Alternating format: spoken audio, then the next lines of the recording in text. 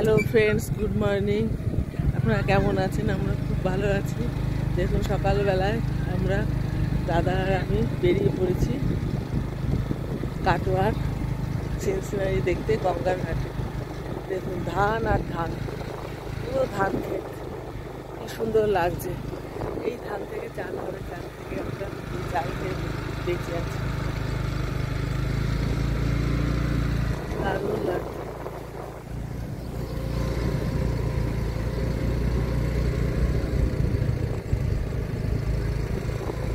সবুজ আর সবুজ, সকালবেলায় এই সবুজ দেখতে চোখের পক্ষে ভালো, দারুণ লাগছে। এখনো সূর্য হয়নি, উঠিনি।